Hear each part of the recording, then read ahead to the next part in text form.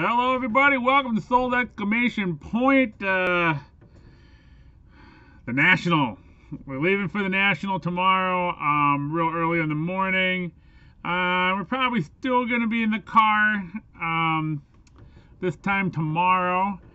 I'm super excited. The guy I'm helping, my client that I'm helping with, actually isn't going to need a whole lot of my help this year, so I'll have a great time trying to buying things for resale. I'm gonna do a video hopefully every night showing what I picked off. I'm gonna do a lot of bottom feeding out of the dime and quarter boxes and show what you can get, and I'll be trying to list those cards at night. So I'm bringing my computer, bringing my camera, and trying to get the stuff listed on eBay the night that I get them. And that's where the variation listings come in. You can get them done really fast. My strategy is, from what I remember from 2 years ago, is there's a few dealers who break a lot of products, so they have a lot of product in the same set, and you can get lots of certain players. So I'll try to target certain rookies. I'll also try to target parallel cards, first day editions, this is the older stuff, first day editions, Topps Gold, that kind of thing, and create variation listings for those. That way I can do them really fast, get them up really quick. But yeah, so I'll do those videos, and hopefully all the boys that are with us will share what they did that day at the National. Then when I come back, I'll get right back into. I'll have a lot of shipping to do, but I'll get back in doing sold videos, and hopefully we will get some more movement on getting the store open and looking at some places and getting that done. My guess is September 1st. We should have all the financing we need. I'm going to go right back in the bank. If there's no movement on the other bank, we're just going to go ahead with the refi and get everything we need and start looking for a place. My big thing that I'm real worried about, and I've done a decent amount of research, but you know, it's one of those things where I sort of want to get the financing before I really delve into it, because it's a lot of time to pick it, is the consignment software.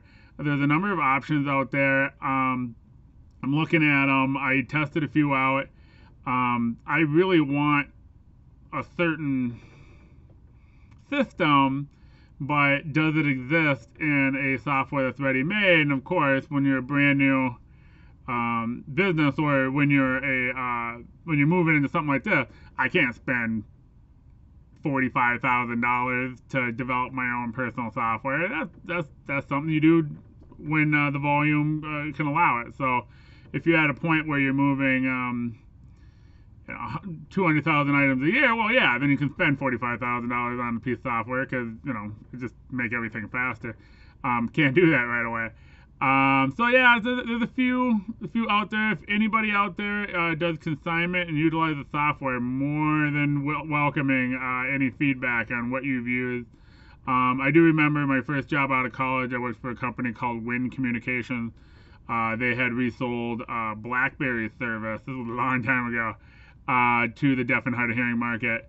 And they were still operating all their customer service out of Outlook. And so, that's the thing, is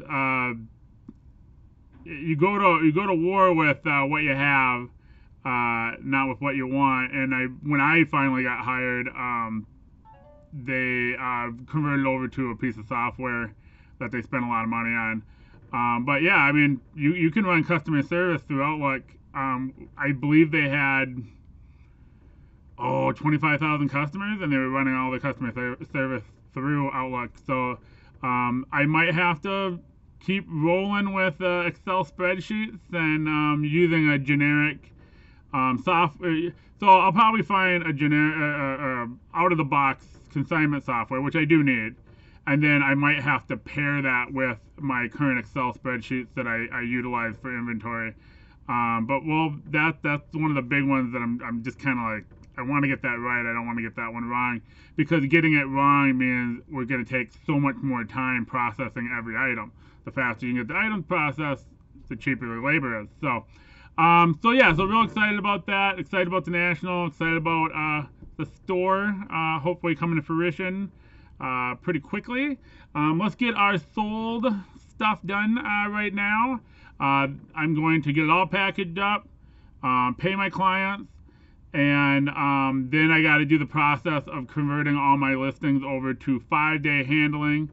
That will make it so that I'll pay more for shipping on the items that sell in the next week, but I believe it won't hurt my account once I convert them all back to 1 business day, and then my account I should stay top rated and not get a hit like I did 2 years ago.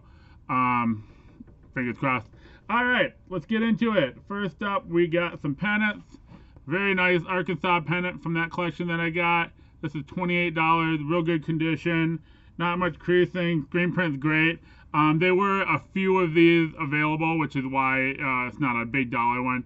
What I found with the college ones, especially from the 70s, is they're either a few of them available, so quantity is high, or there's none available, and that's the split. I mean, for the most part, all my college ones are either 30 or they're 75. And it literally has to do with supply. There either is supply and they're 30, or there's not supply and they're 75. But we did 28 on this one, took a little bit of an offer for that. Then I sold these 3. These are all low grade pennants. This customer, they apparently they were more of a price customer and not a quality customer, because one of the pennants I have is in real bad condition. I have 2 other ones that are brand new, but of course they're about 6 times more than what he bought this one for. So I got the 85. This one you probably can't see, but it's like right through the middle here. When you look up close, it looks kind of weird. I think I don't know if it's abrasion or what. This is the Honeywell twin pennant. This is actually a pretty rare pennant. I probably was a stadium giveaway, but you can see there's this heavy discoloring on the tip. I got 2 of these that are dead stock, but they chose to go with the cheaper option, and then they wanted another one, and this one, again, you can't see it real bad, but there's some heavy bleed. So what'll happen is if a white pennant is sitting on a red pennant for, I don't know, 25 years, the red will bleed into the white. Yeah, I don't know why they wanted 2 of these All-Star Game ones, but there you go. But they got a good price. I'm happy. They're low-grade pennants. They're not particularly rare.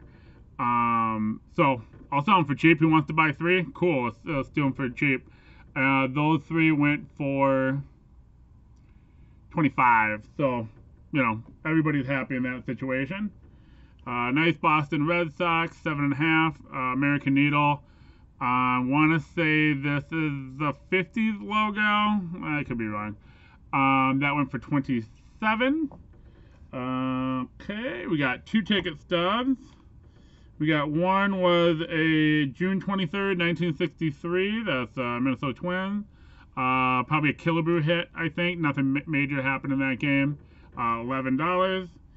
New York Mets one from June 22nd, 85. I think this was another hit game by a Hall of Famer, not a home run game, not a milestone game or a debut. That one for $12. Then we had a press photo from that collection. It is signed, actually. It's extremely faint, and I can't even find it. Oh, there it is. You probably won't be able to see it. It's way down here. Super faint signature. Tex McCrary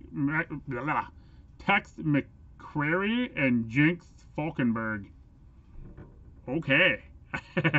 So a lot of these guys, these are radio stars or television stars or actors. But from a timeline before I was born, that photo went for $12. I have learned that these older actors, and a lot of the signatures are personalized, and that really harms the value. And then a number of them are facsimile, and sometimes you can't tell whether it's signed or it's facsimile. So I actually like it when it's personalized, because if it says to Sal, then I know it's a real signature. Some of them you're like, I don't know if that's printed or that's real. All-time baseball greats. This is probably a magazine I wouldn't have listed. It's not very common, but sometimes I get a big stack and I just list them anyway. Then sometimes they sell. So there wasn't a whole lot of supply, I want to say. I don't want to say there's probably just a couple of them. $11 for the magazine. And last up, we got a really good Nike Minnesota Gophers sweatshirt. Sweatshirts are starting to move. But Nike, all sewn patching on front. Real nice sweatshirt. This is older. I've had this one for maybe a year and a half. So this has the old shipping on it. $25 shipped. So a real good price on that sweatshirt. And that is what I got today. I got a bunch of stuff I got to get done before the National. I'm super excited. And if you're going to National, come check out. I don't know the booth number, but Absolute Sports Cards will be the booth I will be at. And come and say hi if you're going to the National and you want to just talk for a little bit. And especially if you're a card guy and you're thinking about starting doing some thrift shopping and maybe want to be a client. And it's real easy. You just,